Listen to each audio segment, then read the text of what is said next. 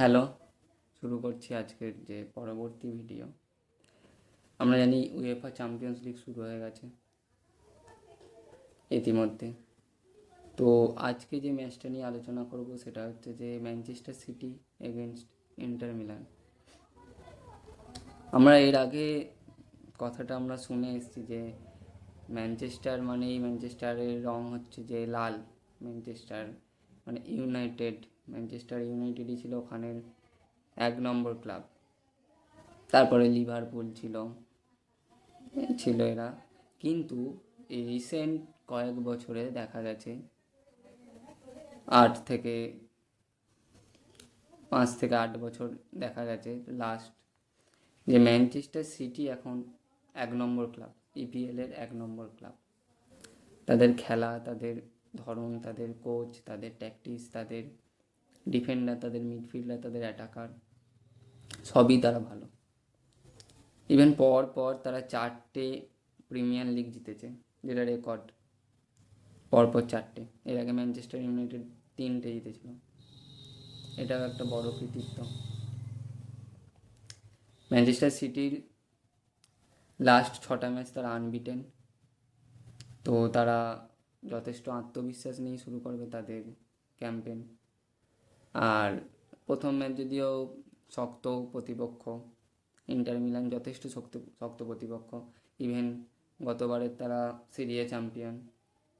তাদের খেলায় অনেক ডেভেলপ হয়েছে, তাদের অ্যাটাকিং লাইন আপও ভালো আছে। তার আগে শুরু করার আগে বলতে চাই যে কয়েকটা যে ইন্টারেস্টিং ফ্যাক্ট যেটা বলতে চাইছি, সেটা হচ্ছে যে ইন্টার মিলান আর ম্যানচেস্টার সিটির একটা মাত্রই খেলা হয়েছিল এর আগে। সেটা হচ্ছে যে উয়েফা চ্যাম্পিয়ন্স লিগ 2022-23, সেই 2023 সালে যে ফাইনাল হয়েছিল তখন সেই ম্যাচে ইন্টার মিলান 1-0 গোলে পরাজিত হয়েছিল রড্রির করা গোলে। তো তারা চাইবে যে বদলা নিতে, তারা চাইবে যে ম্যানচেস্টার সিটিকে হারিয়েই তাদের প্রথম ম্যাচ শুরু করতে, জিতে আত্মবিশ্বাস নিয়ে তারা মাঠে নামবে।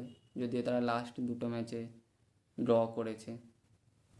যাই হোক, ইন্টার মিলান তাদের যে মার্টিনেজ থুরাম যে কম্বিনেশন খুবই ভালো কাজ করছে, খুবই ভালো খেলছে তারা চাইবে ম্যানচেস্টার সিটিকে রুখে দিতে।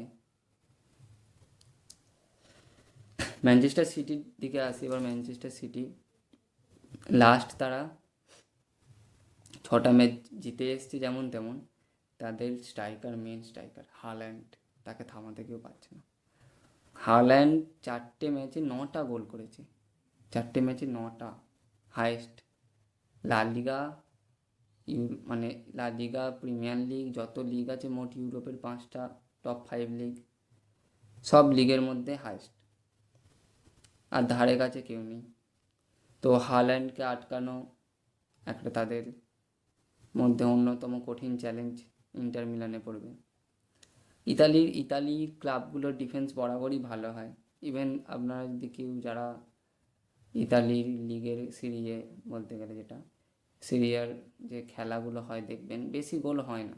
1-0, 2-0, 1-1, 0-0, 3-1, 3-2 এখনও রিসেন্ট হচ্ছে। আগেতে আরও হতো না, ওখানে গোল করা খুব কঠিন ছিল। বরাবরই ইতালির ডিফেন্স লাইন, ওখান থেকে ডিফেন্ডার তৈরি হতো ভালো ভালো।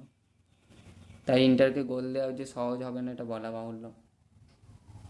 ইকারবি আছে, ব্যাস্টনি আছে, পাভার্ড রয়েছে, ডামফ্রিজ রয়েছে, যথেষ্ট তারা চ্যালেঞ্জিং হবে আর্লিং হাল্যান্ডের পক্ষ থেকে, এটা বলে রাখা যায়।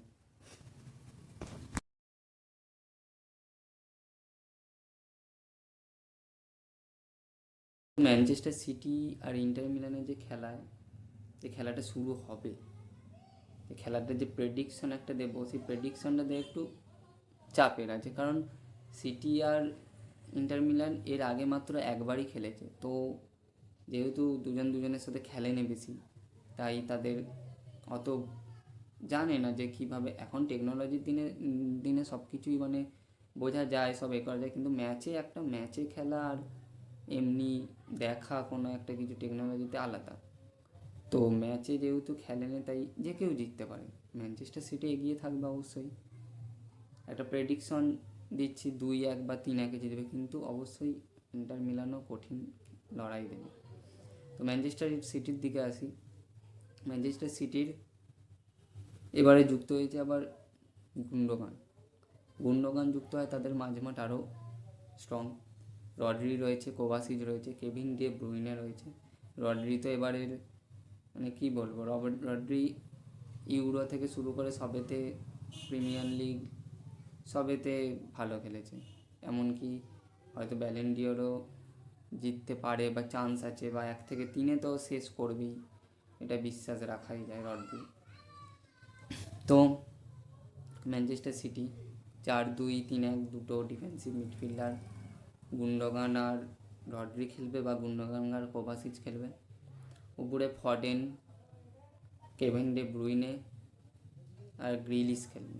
ডোকু খেলবে না হয়তো, বা ফডেনের বদলে স্যাভিও খেলতে পারেন কোনো কিছু যদি মনে হয় যে এমনিতেই অনেক ম্যাচ আছে তো অল্টারনেটিভ করে খেলবে। এমনিতে এদের স্ট্রেংথ, বেঞ্চ স্ট্রেংথ দারুণ।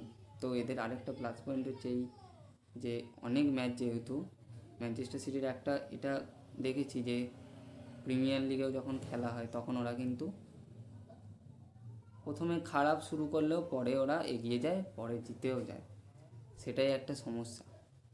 তো কে থামাবে ম্যানচেস্টার সিটিকে? কে থামাবে? থামানোটাই তো চাপ। ম্যানচেস্টার সিটি তাই সহজেই যে 1 থেকে 8-এর মধ্যেই শেষ করবে এটা আমি কনফিডেন্সের সাথে বলতে পারি। পরের রাউন্ডে কী হবে বলা যাবে না, নক আউট রাউন্ড, তো আশা করা যায় জিতেই শুরু করবে। অন্যদিকে ইন্টারের রয়েছে, ইন্টারের ভালো ভালো প্লেয়ার রয়েছে। ইন্টার আগের বারের জিতে হচ্ছে সিরিজে, তার আগের বারে ফাইনালে গেছে চ্যাম্পিয়ন্স লিগে 2022-23-এ।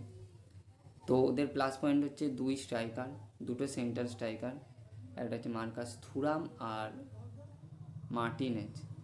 দুজনের কম্বিনেশনে তারা অনেক গোলও করেছে, তারা জিতে হচ্ছে ট্রফি অনেক, তারা ভালো পারফরমেন্সও দিয়েছে। তো আশা করা যায় ভালো খেলা হবে তাদের। ডামফ্রিজ, এছাড়া ডামফ্রিজ রয়েছে, ব্যারেল্লা রয়েছে, মিকতেরিয়ান রয়েছে, আরও প্লেয়ার রয়েছে যারা খুব ভালো প্লেয়ার, যারা বাস্তনি রয়েছে, ইতালির ইয়ং ডিফেন্ডার বাস্তনি রয়েছে, ভালো ভালো প্লেয়ার রয়েছে, ভালো টিম রয়েছে, ডামফ্রিজ রয়েছে। তো সিটিকে সহজে ছেড়ে দেবে না এটাই আশা করা যায়। আর একটা ভালো ভালো একটা খেলা দেখার আমরা উপভোগ করবো আশা করা যায় ম্যানচেস্টার সিটি আর ইন্টার মিলান।